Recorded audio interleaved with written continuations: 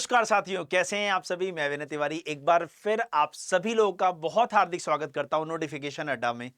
एक ऐसी प्लेस जहां पर कोई भी वैकेंसी आती है, कोई भी वैकेंसी से रिलेटेड अपडेट आता है तो वो सब आप तक पहुंचाया जाता है इस चैनल के माध्यम से।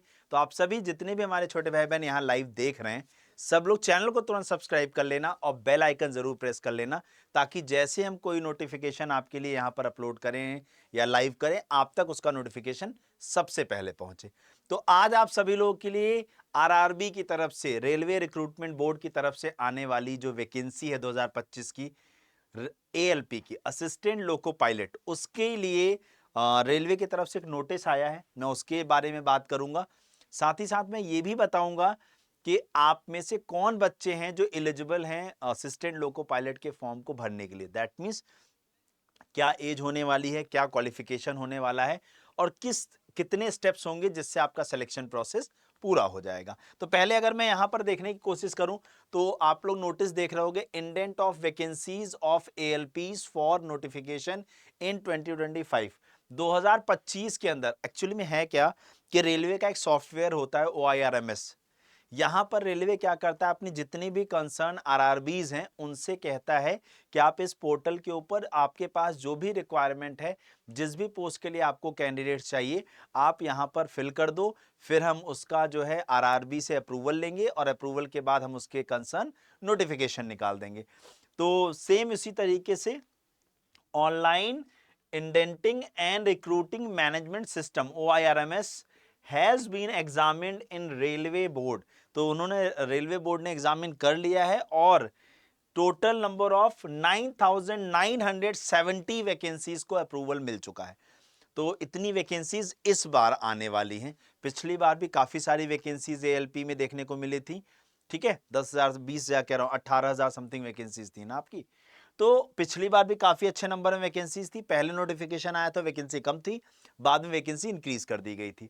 तो यहां पर अगर हम लोग देखें तो अलग अलग आरआरबी के हिसाब से अगर हम लोग यहां पर वैकेंसी देखते हैं तो टोटल 9,970 वैकेंसीज हैं।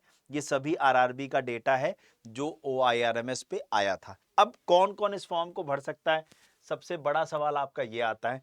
तो क्या एलिजिबिलिटी होनी चाहिए? तो अगर आप लोगों ने क्या कर रखा है, आईटीआई कर रखा है, डिप्लोमा कर रखा है, ठीक है ना।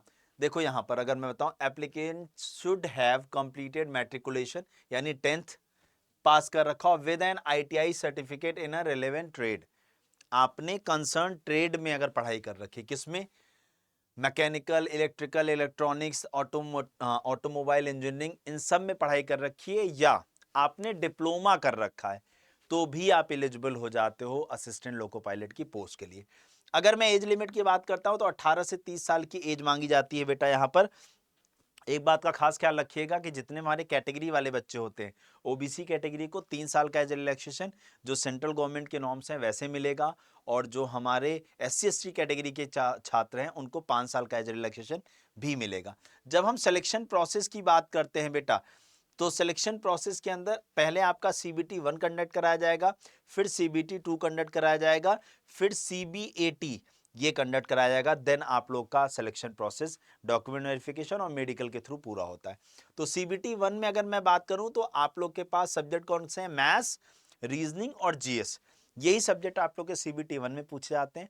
आप लोग का उसके बाद CBT 2 में आपका कंसर्न फील्ड, जो आप लोगों ने जिसमें पढ़ाई कर रखी है, जिसमें डिप्लोमा कर रखा है, उसके कंसर्न भी क्वेश्चंस होते हैं आप लोगों के।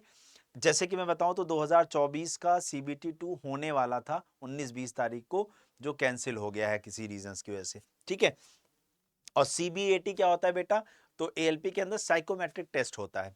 तो साइकोमेट्रिक टेस्ट के लिए जो है आप लोग को मैं बहुत सारी चीजें बता दूंगा जब आप लोग का एग्जाम होगा, तो क्योंकि मैं आपको उसके लिए भी कुछ हेल्प कर पाऊंगा कि साइकोमेट्रिक टेस्ट क्या होता है, कैसे चीजें होती हैं उसमें, वो भी मैं आप लोग को आगे की वीडियो में बता दूंगा। तो ये प्रोसेस है, डॉक्यूमेंट वेरिफिकेशन होगा, देन आपका मेडिकल हो जाएगा छोटा सा, और आपकी ज्वाइनिंग हो जाएगी। तो इस तरीके से आप सभी लोग कमर कस लो, ALP की वैकेंसी आने वाली है 9,970 पदों पर। बेहतर वैकेंसी है, बहुत अच्छी सैलरी है, मैं आप लोग को यहां पर बता दूं। 7th पे कमीशन की सैलरी अभी है, जब तक आपकी जॉब लगेगी तो 2026 जनवरी में आप लोग का लग जाएगा 8th पे कमीशन और आपकी सैलरी बढ़ जाएगी। ठीक है, तो इस बात को ध्यान में रख करके रेलवे के जो भी फॉर्म आए आप उसे जरूर भरिएगा।